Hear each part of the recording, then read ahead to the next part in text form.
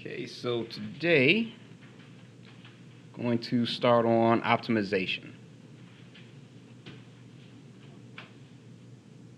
which is pretty much using everything we've learned up to this point in actual application. Okay, now with optimization, these are suggested strategies. You can use your own process if you like. Okay, so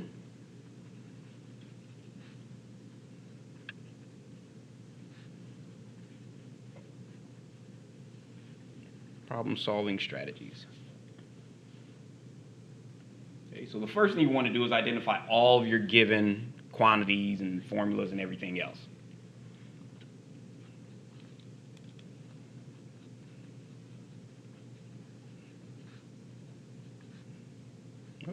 Identify all.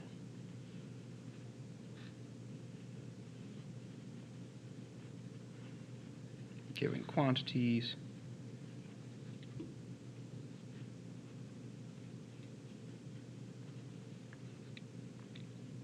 And formulas. And in some cases, make a sketch, if it helps.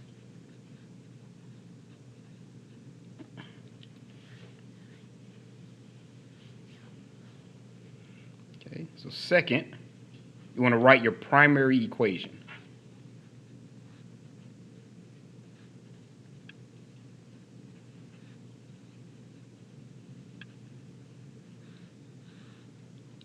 And that's your equation that you're going to try to find the rate of change for.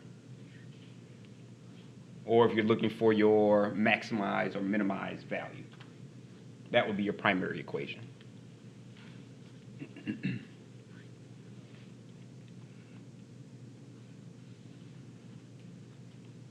For the quantity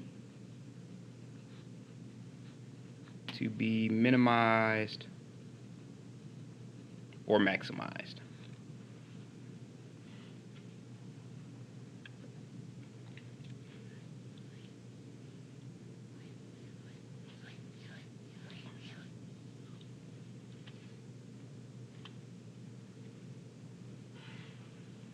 Now your third step is the equation from step 2. You want to make sure that has one independent variable.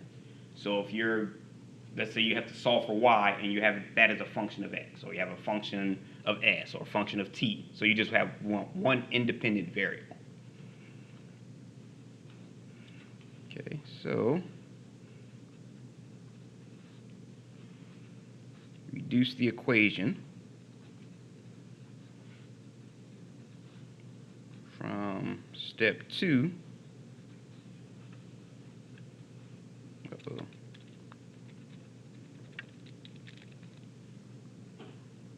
and clean that up a little.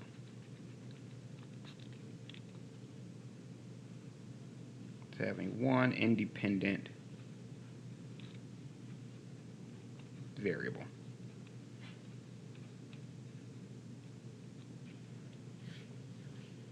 Okay. Now to do that, sometimes it involves a secondary equation. And you'll see what I mean by that in a few of the examples.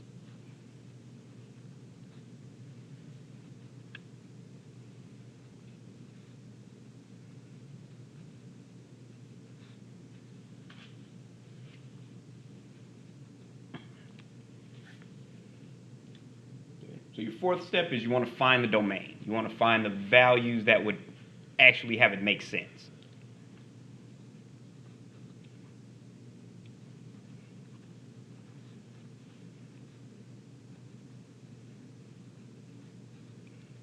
Okay, so just values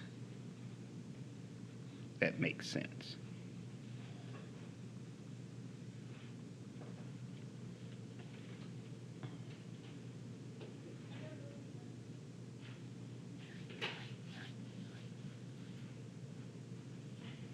Okay, and the fifth step is now you want to learn the maximize and minimize values, or determine rather.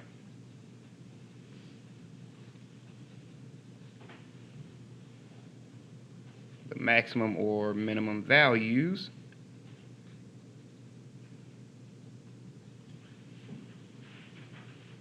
using the technique we've learned up to now.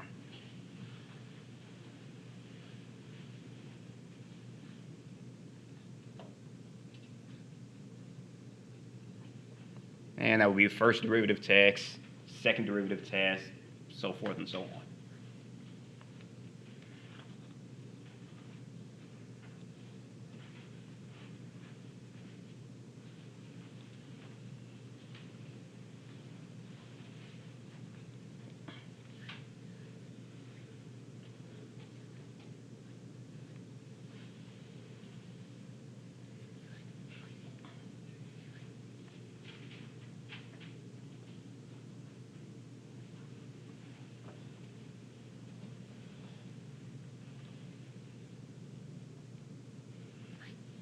Alright, so let's say, for example,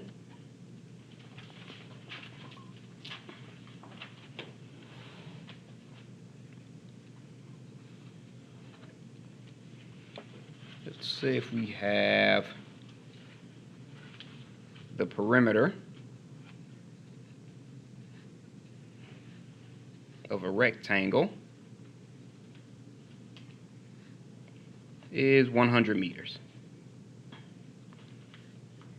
Okay, just say we want to find the maximum area.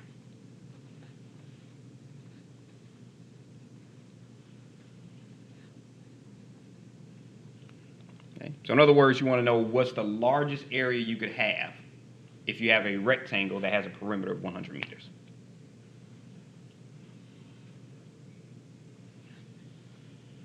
All right, so first we'll just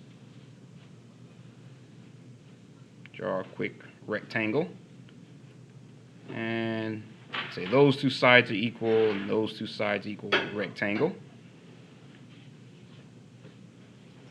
Okay, so given, I might as well write given near it.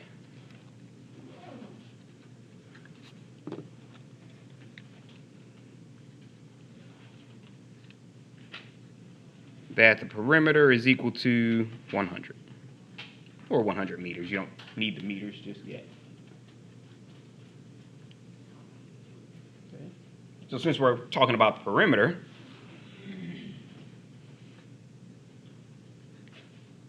we will use the perimeter equals adding all the sides together, or you can say 2x plus 2y.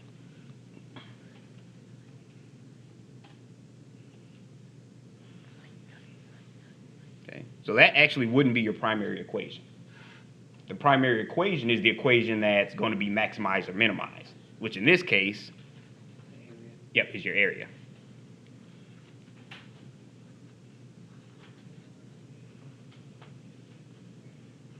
So your primary equation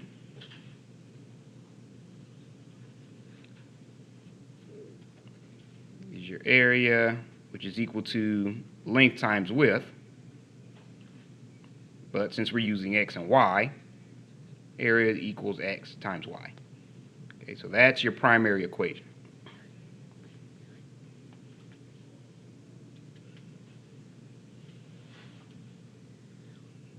Okay, so your third step is you're going to set your primary equation as one independent variable. Now you have two. You have an x and you have a y. So you want it either as a function of x or a function of y. So what we can do is here, we can actually solve for y. So we know that our perimeter is 2x plus 2y. But we also know that p is equal to 100. Okay, so that gives us 100 equals 2x plus 2y. So if we subtract 2x from both sides, you have 2y equals 100 minus 2x. And if we divide everything by 2, that gives us y equals 50 minus x. Okay. The reason that helps is because now our a that equals x times y we can make that our area to equal x times 50 minus x. Okay, so now we have our x as our independent variable.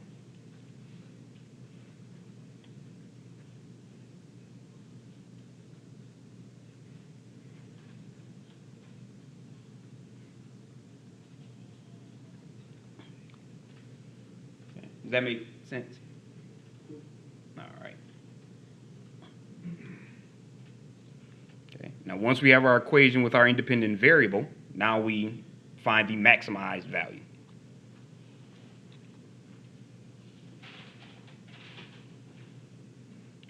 So determine the max value. Okay, so we know that a is equal to, might as well say negative x squared, or 50 minus x squared, or 50x minus x squared. Okay, so the rate of change of a with respect to x is equal to 50 minus 2x. Okay. So whenever we're ever looking for the maximum or minimum, we have to find the critical point, which is where your derivative is equal to 0. Okay. So when that's equal to 0, which is your critical point,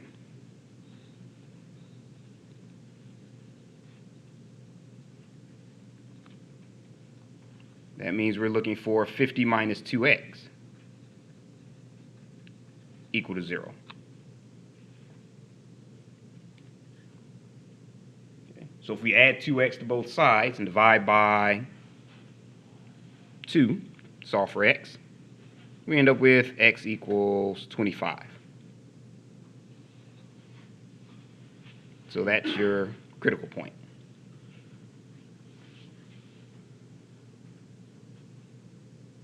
Okay. So now we just plug that into our original equation. Well, actually not yet, because first we have to find out whether it's concave up or concave down. Using the second derivative of a with respect to x squared, actually at 25, that will be equal to 50. Oh, got to find our second derivative first. Sorry about that. I'm actually jumping ahead. So our second derivative is actually equal to, that disappears, so you end up with negative 2.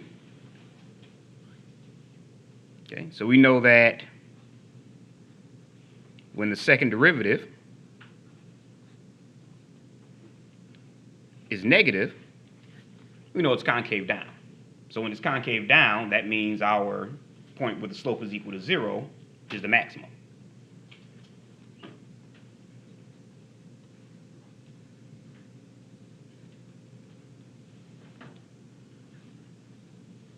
Okay. So that means we just have to find the maximum at that point. Okay. When x is equal to 25, 2x plus 2y equals 100 means that 2 times 25 plus 2y equals 100. Okay, that gives us 50 plus 2y equals 100. So if we subtract 50 from both sides, we have 2y equals 50, or when y is equal to 25. Okay, so when x is equal to 25 and y is equal to 25, that will give you the maximum area if you know your perimeter can only be 100. So move this up just a hair. So x equals 25 and y equals 25.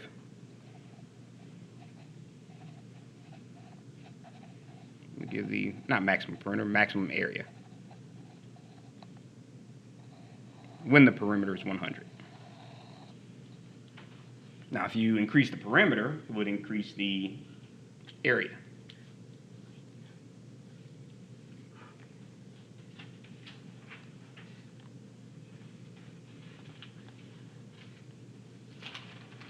Any questions on this one? I remember as a student, I hated this section. I can kind of tell by your faces you're not fans of it either. Wouldn't that be a square? Oh, they had a couple of them in there. All right. So everybody's kind of understood each individual step? All right. Oh, still writing. All right. Okay, so let's say, for example,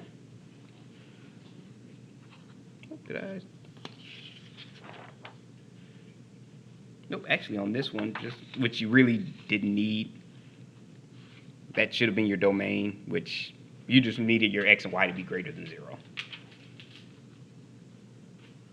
So your domain, like I said, sometimes it's not really necessary. Just x is greater than 0 and y is greater than 0. A lot of times you can solve it without it. So this is actually step 5. So this is the 4th here. And this is the 5th.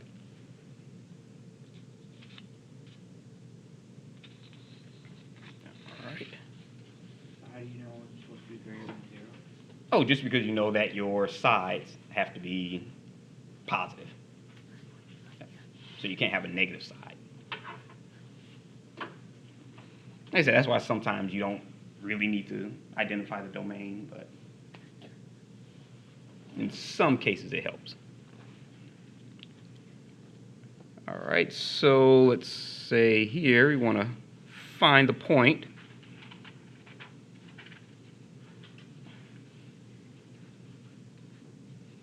On the graph of the function f of x equals square root of x. That is closest to the point 4, 0. Okay, so with that one, you kind of drew a quick picture.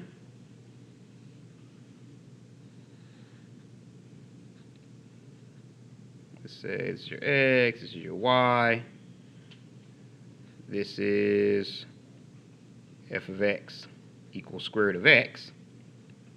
Let's say this is your point 4, 0. You want to know where on this graph is the closest to that point. You don't know what it is, so we'll just call it f of x or xy.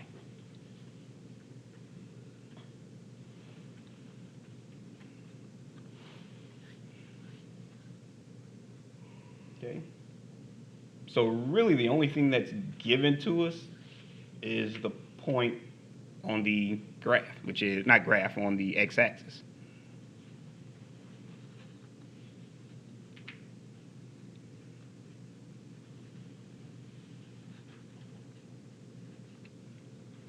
Okay. We have our f of x equals square root of x, but that's not really telling us a whole lot just yet.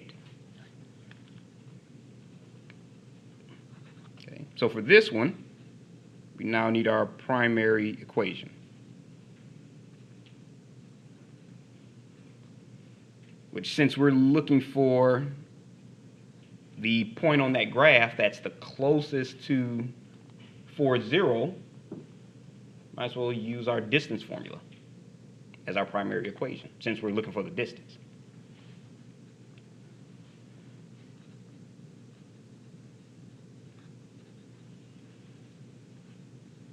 Okay, so if you remember, that's equal to the square root of x2 minus x1 squared plus y2 minus y1 squared. Okay, so we can make this one our x1, y1.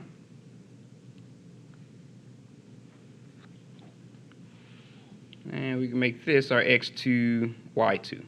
And instead of f of x, we'll just use y.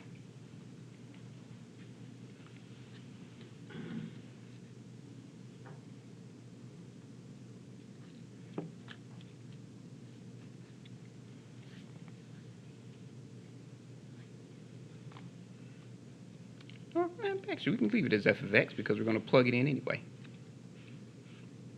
So actually, you can leave it as f of x. Thought maybe y would make it easier, but it won't. Okay, so if we just plug those right on in, our distance is equal to the square root of x2 minus x1. So we have x minus 4 squared plus our y2 minus y1. So we have f of x minus 0. We can just put in square root of x minus 0 squared. And that's since f of x is equal to square root of x. Okay. Now we just simplify what's inside. So our distance is going to equal x plus 4 squared. So that's the square root of x squared minus 8x plus 16 plus square root of x squared is just x. Okay, so square root of x squared equals x. Okay, so that gives us distance is equal to the square root of x squared minus 7x plus 16.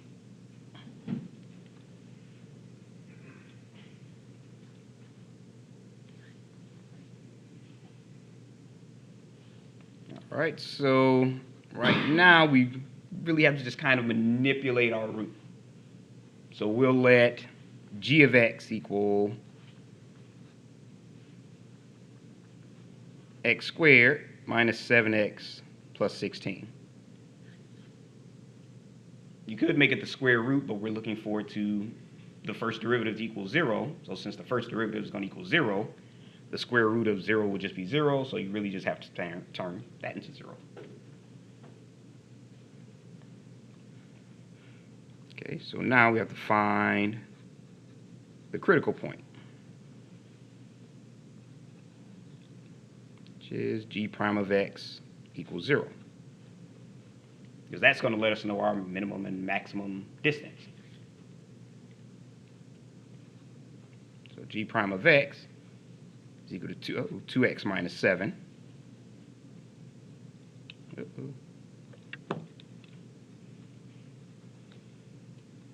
So we know that that's equal to 0.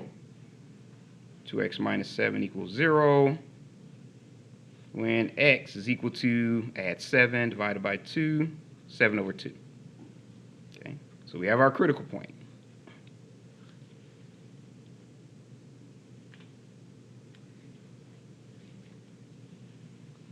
Okay, so that means when x is equal to 7 over 2, f of 7 over 2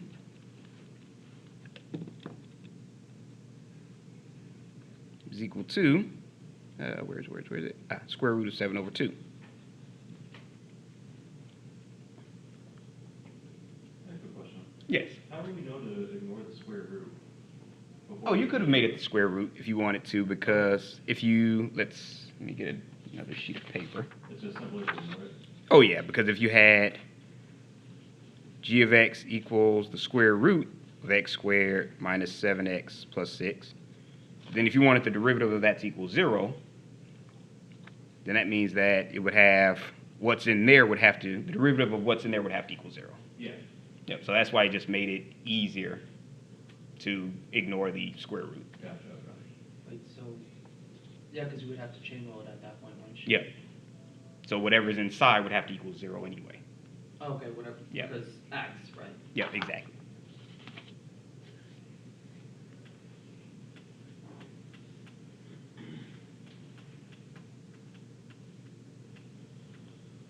All right, any questions? Oh, still got to finish up. Actually, almost done. So actually, 7 over 2, and might as well say square root of 7 over 2.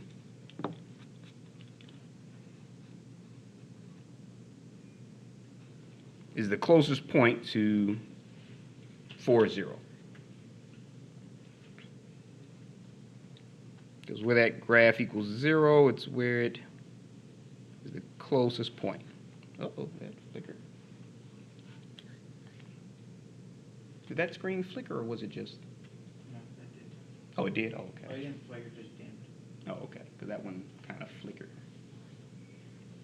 So what it, so that's saying x is 7/2, and then so the f of 7/2. Yep, so the function at So that what- point. What formula are you plugging the 7/2 into? Oh, our f of x equals square root of x. That one, Yep. okay. Because once we found our critical point, we just have to find the point on the graph that's equal And to our the critical point. is the first derivative Mhm. equal to 0. Yep. And I guess I kind of back to this question Mhm. is I'm still stuck in between where you got the d to let the g of x equal. Okay, oh, not a problem.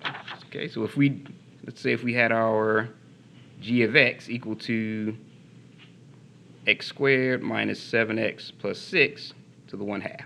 Right. Okay, so if we did our chain rule, Mhm. bring that down, that would equal 1/2 times x squared minus 7x plus 6 to the negative 1/2 times derivative of what's in there, which is 2x minus 7. Okay, so here if we made that equal to our 2x minus 7, which is our derivative, we made that equal 0. So 2x minus 7 equals 0, or... Why did you have to make that equal 0? I thought you just multiply that by 1/2, and that's your derivative.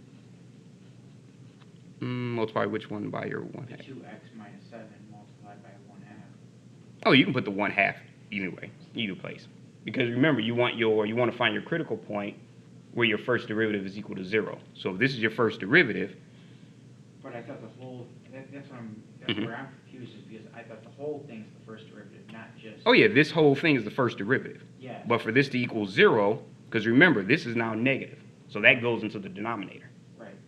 So now you have, let me rewrite it. So once you get this, you end up with 2x minus 7 over 1/2, so you can put the 2 down there, Mhm. times the square root of x squared minus 7x plus 6. Okay. Okay. Now you can't make that equal 0 because you have a denominator of 0, it's undefined. So really all we had to do was worry about what was in there, because once we found the derivative of what was in there, we ended up with our 2x minus 7. Okay. So you have 2x minus 7. The only way to make this equal 0 is to make your numerator equal 0. Because 0 divided by anything is going to be 0. Right. So once we find out what makes our numerator equal 0, we just had our 2x minus 7 equal to 0. So our x is equal to 7/2 as our critical point. All right, does that make sense? Yeah, it does. It's just because, so it's mainly because it's in the denominator, and you can't have the denominator equal 0. Exactly. Okay, so therefore you just concentrate on the numerator, Yep. and, yeah. So because it's a square root, and then when you do the derivative, it brings the negative square root. Yeah. brings it- Exactly. Okay. So if you were to plug in the 7/2 back in Mhm. to that equation of where you found the first derivative, that will theoretically equal up to 0, right? Oh yeah, if you plug it into your first derivative, It'll be 0 over whatever. yep, it'll be 0 over whatever 2 times whatever that is. Yeah. Yeah. Makes sense. All right. Any other questions on this one? All right. All right. I know this is a little bit of a tricky section.